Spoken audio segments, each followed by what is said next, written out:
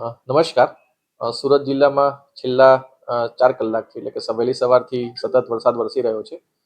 ગઈકાલે આ બાબતની આગાહી ઓલરેડી કરી દેવામાં આવી હતી અને તેને અનુસંધાને જ સુરત મહાનગર અને અન્ય જિલ્લાની તમામ નગરપાલિકાઓમાં તેમજ ગ્રામ્ય વિસ્તારમાં પણ આપણે સાચા રહેશીને કીધું હતું, પણ મહાનગર અને નગરપાલિકામાં તમામ શાળાઓ અને આંગણવાડી બંધ કરવાનો નિર્દેશ આપી દેવામાં આવ્યો હતો.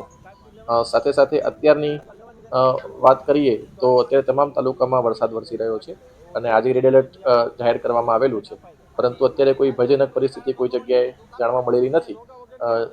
સુરત મહાનગરપાલિકાનો સ્ટાફ તેમજ સાથે સાથે તમામ મામલતદાર ઓફિસીસ અને તાલુકા પંચાયત ઓફિસીસને પણ આ બાબતે રેડ એલર્ટ આપવામાં આવેલી છે, તેથી તમામ તૈયારી સાથે ઉપલબ્ધ છે અને તમામ કંટ્રોલ રૂમ પણ આપણા કાર્યરત છે, એટલે કોઈ પણ વ્યક્તિએ ગભરાવાની જરૂર નથી. અને અત્યારે હાલ તાપીનું સ્તર પણ જે છે તે અત્યારે મર્યાદામાં છે. અને સતત અમારી ટીમ જે છે એ વોચ રાખી રહી છે અને કંઈ પણ અપડેટ હશે તો અમે આપીશું. જય